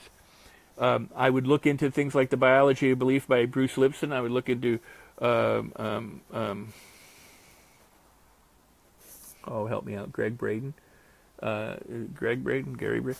Look into his work on healing, and explore how to affirm and how to imagine that there is a healing going on. Now, one of the things that Braden came up with was the fact that those people who had spontaneous remissions in working with healers, and you can find some of this out on YouTube, by the way, and he gives many different talks, declared it already healed. In other words, if you look at the Bible, it says if you pray believing that you will receive, you will receive. Or if you pray believing you have received, you will receive. And what happens is a lot of people beg and plead and want something to happen in the future, when it appears that the end result, it goes back to what I said earlier, way earlier, about if you live in the house and you have those feelings, if you go to a place in your life where the cancer is no longer an issue, but that it's been resolved and that it's been healed, and you feel that healing has happened, and that's what you focus on, that the healing has happened already, that mindset in and of itself is very powerful, and many people discover that they have that they can have a remission, or they can heal. I'm not one who's a fond person for survivors. I don't think that say I'm a survivor is necessarily I'm a recovering something. I get why people do it, but if I had a wart and I no longer have a wart, I don't go, I'm a wart survivor. So a lot of what we say, a lot of what we think, a lot of what we do in practice has a lot to do. And then whatever healthy stuff. People say that cancer can't survive in an alkaline environment, and that has to do with diet, and it has to do with detoxifying and stuff like that. So I would look into it, and I would be as optimistic and happy and positive. Norman Cousins, laughed his way to health. So laughter, love, positive feelings, high vibrations, gratitude are all part of being healthy and healing. So I hope I've shed some sliver of light on something along those lines. How can he get his kids excited and about mindset and NLP? You can't. When the student is ready, the teacher appears. You can't. What you might do is tell them, better keep away from this stuff. Take it away from him. Because if you push it, most kids want to go the other way. They just, part of the growing up process. But also if they see how it changes your life, if you're a living, walking, breathing example, if you walk your talk, and this is really important too when it comes to NLP training or any training, find somebody who walks the talk, who's a living example of what it is that you want to accomplish. Don't just go with somebody because it's cheap, it's inexpensive, the time frame is right, you can fit it into your schedule.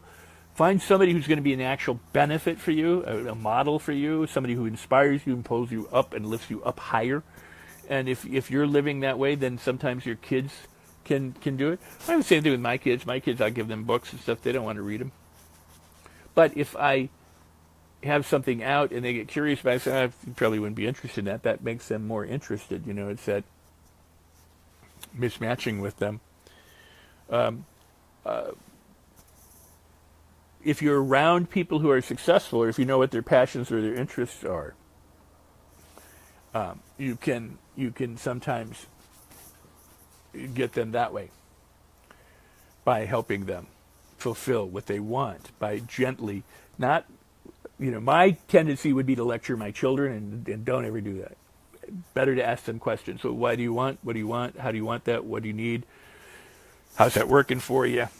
What seems to be the problem? What's holding you back? How come you haven't done it? How could you do it?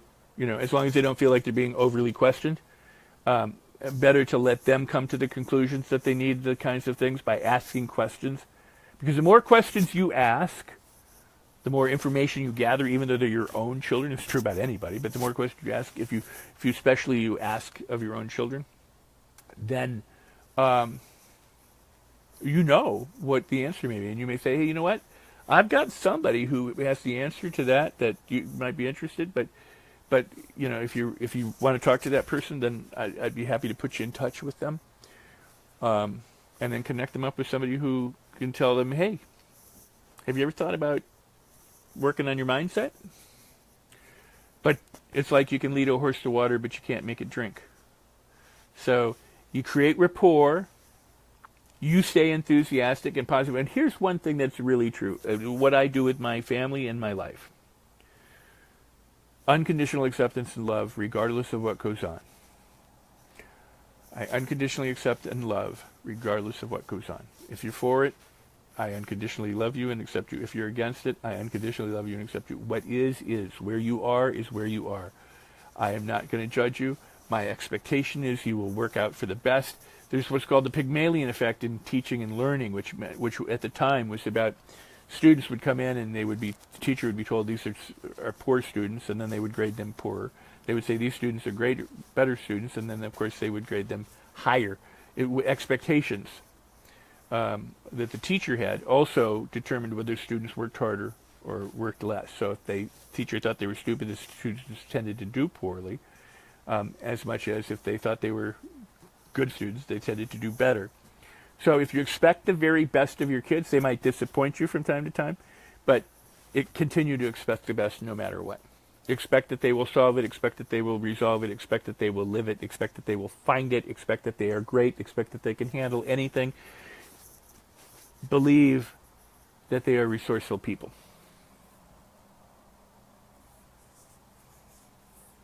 I hope that answered some of them.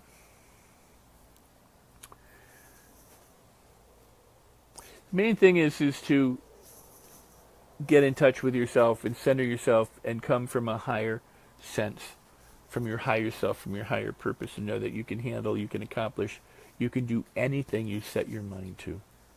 You can build bridges or you can tear them down. You can build big castles or you can destroy them. You can make a fabulous meal or you can burn it. But if you give yourself permission to believe the best of yourself and to believe the best of others and to unconditionally love and accept you and love and accept others,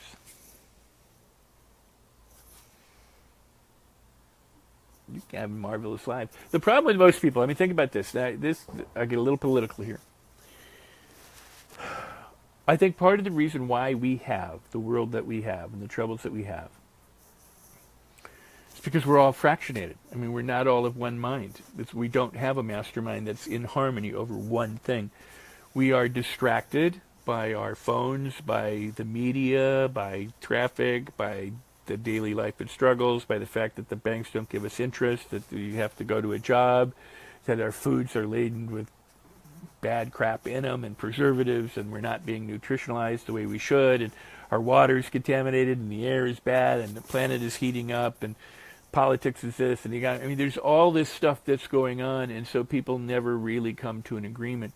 They've done some studies. I don't know that the answers are all there. But they've done some studies about meditators around, the Maharishi Mahesh Yogi and transcendental meditation and the relaxation response that Herbert Benson has promoted, that being one, or the practice of mindfulness. But they've done some studies around having like 7,000 meditators meditate around a particular time and an event, and then looking at the number of crime incidents prior to the meditators and then after the meditators. And there does appear to be a correlation. There does appear to be a reduction in the amount of criminal activity or abusive activity or domestic violence activity after the meditators have been meditating. I think what we should do, and as difficult as it may be, is always expect the best of our leaders, even though we don't like them. We should expect and shower them with love and hope that they do the best job, and to imagine it. And it would be nice if everybody were on the same page, and they aren't. So you create the world you want to live in, right? If it's a problem for you, it's a problem for you. If you create the world you want to live in, and it doesn't, guess what? It is what it is, and it will be what it will be. And you either react to it and get frazzled by it, turn it into dog shit, or you enjoy it in its diamonds. How are we doing? I have so much more, but let me say, let's do this. Let's about to bring it to a close, unless there's a couple more questions. I'd be happy to do that. But let's do this. If you're in and you want to get into the inner circle, I first encourage you to join the group. If you're not a member, join Beyond NLP with Rex Sikes. Create the best life ever. Okay, I'll answer that in a second. Michael, create your best life ever. Join that group. It's on Facebook. And from that group, we will inform you about upcoming events like this, the private events that you can become part of, you name it. Let you know when the book is coming out. I'm excited about that. But one of the things you can do is share this with your friends and your family and anybody that you think might need it, and can benefit by it. That would be wonderful, because the more people we can reach, the more people we can transform. The more people that transform, the better we have a community of wonderful people. The larger the community of wonderful, like 100th monkey syndrome, if you know the principle. If not, I'll leave it to you to look it up for now. Bob wants to know how to be more focused. What does Bob want to focus on? I think Michael just stuck the link to the group in the comments. So if you're not a member, go and join now before it's too late, before the link disappears, and join us, and then contribute and share. This is a chance for us to uplift and edify each other. How to be more focused in what? Just in general?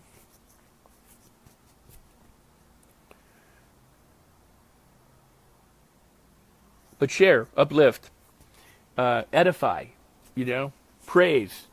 Share the little cool things that happen every day, Let's uplift each other. Let's focus on abundance, focus on manifesting good things, focus on creation. There's too many people, who want to complain and whine. That's not what I'm interested in. And I'm not interested in fixing problems. I'm interested in transforming lives and evolving to be more glorious, so that the problems that you would have thought needed fixing resolve themselves. Does that make sense? You can. There's a difference between fixing a broken arm and generating incredible health and living healthily. And sometimes you have to fix an arm. This is true. In terms of focus, there are things you can do to learn focus, and part of that is meditation and concentration exercises. Now, as with anything, if you're going to get good at something, you have to apply yourself and you have to do it. If you try it 2 or 3 times and give up, you won't be focused. That may be part of the problem. So you have to decide that you're going to commit. And you're going to have to force yourself if that's necessary, or you're going to have to make it so enjoyable and reward yourself in such a way that when you have accomplished it, you give yourself a really big gift. In other words, you motivate yourself really marvelously with some big present. Right. You can take a tea candle, a tea light, a tea candle. You can use a real candle, but the wax burns or evaporates or fire hazard. So get one of these battery-operated tea candles. Put it on a table a few feet in front of you and focus on the flame. And keep your attention on the flame. Concentrate. Stay with it. And anytime you notice that your attention has gone away from the flame, bring it back to the flame. You could do the same thing with your breath. Breathing in and breathing out. Breathing in and breathing out. Breathing in and breathing out. And anytime your attention wanders, you just gently bring it back. You can do the same thing with a mantra. That mantra could be an Indian word, like Satchitananda, or Om, or it could be abundance, it could be acceptance, it could be love, whatever quality you want. But you repeat that to yourself. Love, love, love. And then you internalize it so that you don't say it out loud, you just say it inside. And when your mind goes off, you bring it back. Remember what I said about the car going down the street? It's the bringing back that's where the training occurs. You already go off. It's the deliberate bringing it back that is where the learning occurs. It's like training an animal. You bring it back to where you want it to be. Training your mind. You're bringing it back to where you want it to be. You're bringing it back to the positive. You're bringing it back to the tea light. You're bringing it back to the breath. You're bringing it back to the mantra. You're bringing it back to the positive thoughts. And the more you do that, if you do anything long enough, if you repeat the correct things long enough, consistently, you develop the habit. That's how you developed habits in the first place, by doing them long enough, over time, through time, consistently. It's using the here's a big secret that's not a secret, but few people know it. That is, we train our brain the same way our brain originally learned. The difference is this. When it originally learned, you didn't know it. You weren't conscious of it. You weren't cognizant of it. You didn't realize that, wow, I've got these like chipmunk jowls the way the shadows are. And frizzy wild hair. You didn't know you were learning it when you were learning it. You were learning to be limited. You were learning good things along with bad things. You were learning to have these conditioned thoughts that automatically happen, that reliably, make you worried, feared, doubtful, angry, sad, frustrated. What you're doing now is the very same way you did it, through time, by repeating it over and over and over again. Thanks, Sharon. Until you get it right. The difference is you're doing it consciously. You're doing it deliberately. The difference is, imagine you're knocked out in a boat and you're in the water and you're just drifting around. You don't know where you're going. You're just going wherever the current takes you. That's kind of where we are most of the time. And then you wake up and you go, where am I? And you go, oh, crap, I got to get there. And so you grab the tiller, the rudder, and you steer the boat. And that's what you're learning to do. You're learning to take charge. You're learning to now steer the boat in the direction that you want to go. You are focusing your attention on what it is you want in terms of your goals consistently for long enough until you make it happen. This is the part where the secret, they think, oh, well, I'll just sit in my room and I'll meditate and then it'll land in my lap. Or I'll try it for a while and then it doesn't happen and they go, okay, I'm done. They didn't do it long enough consistently. They didn't hang in there. What Napoleon Hill's 520 people found is that as they approached success, almost every time they approached success, shit broke loose. Terrible things happened. They went broke numerous times. catastrophe happened. All sorts of crap happened. It happened over and over and over again, and they pursued through it. The ones that became rich pursued through all that crap. They went through all of that. They did it in spite of it being hard. They gave their 100% or 110%. They took responsibility for getting to where they wanted to go in spite of all the obstacles. And here's the thing that I most want to share with you. I share it in my blog all the time, and that is the gladiator mentality.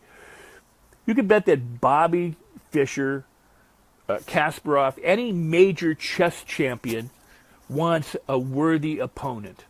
They want somebody who will challenge them. They want the best opposite player they can find. They don't want somebody they could beat without thinking about it. It's kind of like the Gladiator, kind of Game of Thrones. Bring me your champion and I shall slay him. It's the same thing. You know, you're bigger than your obstacles. You're bigger than problems. Stop being a wimpy. Stop excusing yourself. Stop blaming yourself. Stop blaming others. Stop making excuses. Stop whining. And live large. Live like the powerful person that you are. You are bigger than any obstacle. You can slay any giant. You can overcome anything if you give yourself the opportunity and permission to do so. Believe in yourself. Believe in you. No one else will. You have to. Do you know how many people, you can go back to the movie industry, you can go back to famous people, been told you'll never make it, you'll never amount to anything, you're ugly, you're untalented, give up, go home. Never. Even Britney Spears lost whatever. And look, people who become famous, who become rich, who become successful, do so because they intend to do it. They don't, rarely do they luck into it. They intend to do it. And if they do luck into it, it's because they intended to do it. I've been in Hollywood for most of my life. The people who make it know they're going to make it. They know in advance. It's in their heart. The Jim Carrey story. I wrote myself a check for $10 million. I went up to Mulholland Drive and I went, you guys are all going to work with me someday. I will be a big star. Will Smith said, and I don't know if he actually said it or if the quote's attributed to him, said, I was always a star, but they didn't know it yet. Yeah, we all need to start living our lives. Live large. Dream big. Have a fabulous life. Hey, if you only have one life, make it the best life you've got. If you're going to come around 5,000 times, why not make it best every time? You know, it's have fun. Delight. Give yourself permission to succeed. And you will. And I'm going to help you. I promise you that. I will help you with everything I have. There's so much for us to discover. So much for us to do together. So, you know what? The reason why we've created this this group, is because the high tide floats the entire boat. Together we can all rise up. Together we support each other. Together we lift each other up. We edify each other. We create something that didn't exist before. If we're all focused on abundance, if we're all focused on making it happen, if we're all deliberate creators, if we're all bigger than our problems, guess what we can do? We can make anything happen that we want. I have something that I need. I can come to you and I can go, hey, can you help me out with this? And you can come to me and go, hey, help me out with this. And together we unite. We are a tribe of people who can go further together than we can alone. And that's always the case. Napoleon Hill said, very rarely do people succeed alone. They succeed with other people.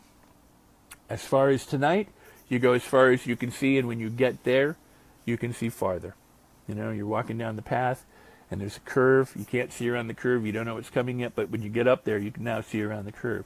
And that's where we're going to go. So if you're with me, you're with me. Let's all do it together.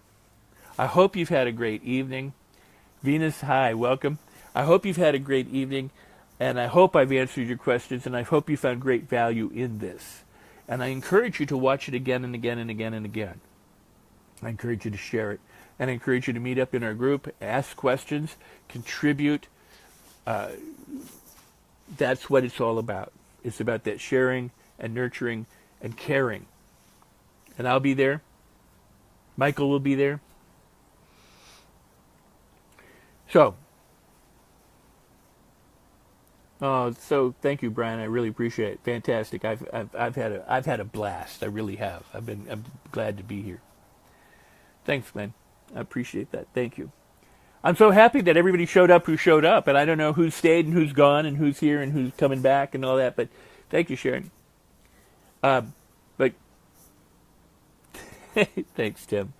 But go to Beyond NLP, and we'll talk more about why Beyond NLP and about NLP. And we'll talk about EFT. We'll talk about meditation. We'll talk about, thank you, Carrie. We'll talk about, thank you, Sharon. We'll talk about all the different kinds of change. Thank you, Michael, and thank you. I thank each and every one of you for being here. You know why? Because you took time out of your day to be here with me. You invested in yourself. Right there, that makes you a winner. Hey, Daz, awesome. Glad you're here. But that's what you should do. You should pat yourself on the back, go, you know what? I just spent this time on myself, learning and growing and thinking and evolving. And that's what you do. Pat yourself on the back. You know, you got to pat yourself on the back as often as you can. Win as much as you can. That's what I said earlier. And if you weren't there when I said it, go back and listen to it again. Thanks, Elizabeth. Go back and listen to it again and again and again and let it imbibe it. Imbibe it. Repeat it. Repeat it. Repeat it. Make it your mantra. Declare it.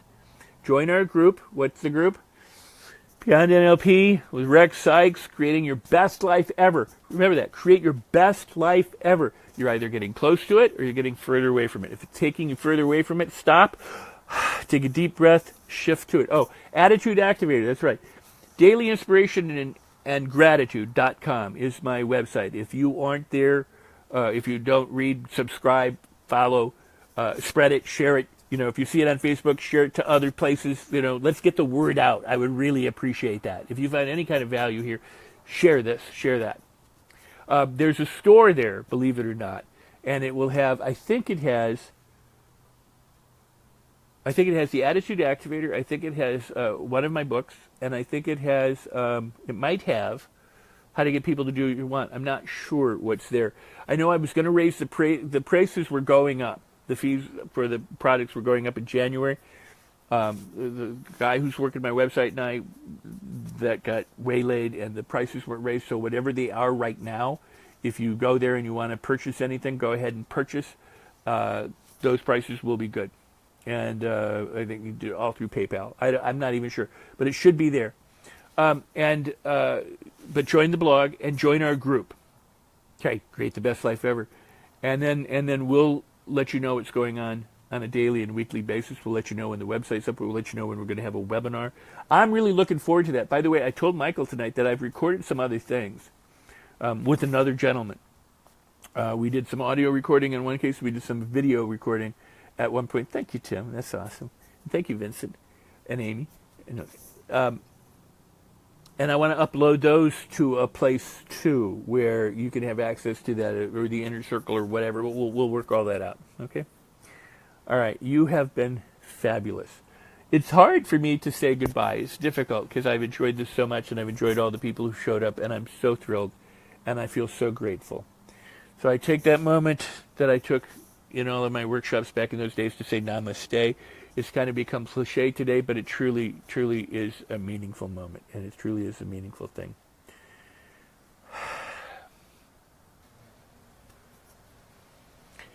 Make your dreams come true. Live an incredible life. We are in touch. The right people always show up. You were here. Celebrate everything. Because when everything's a blessing, all of life is good. You have no problems. You may have situations that require some attention, but you know that they'll work out for the best. Because ultimately everything does. I guess I'll leave you with this, and that is, it's hard to connect the dots forward. But most people can look back over their life and say, you know what, had that tragedy, if that horrible thing hadn't happened, 25, 35, 12, whatever the age might be, I wouldn't be the person I am today. You can look back and connect the dots. So look back over your life and realize that every decision you made brought you to where you are today. and even to us together. That somehow you and the universe have conspired to be here. And that is no small thing. Because you've invested in your time and your energy, your attention, and your willingness to listen. And in some cases, to a stranger. But you did it for you. I bow to that. We shall be together again soon. I love you. And thanks for the love and good feelings. And you keep commenting and talking, I'm sure, after the video is done. Robert, we have a long history together. I love you, brother. All the best. And to all of you, thank you. All right, good night.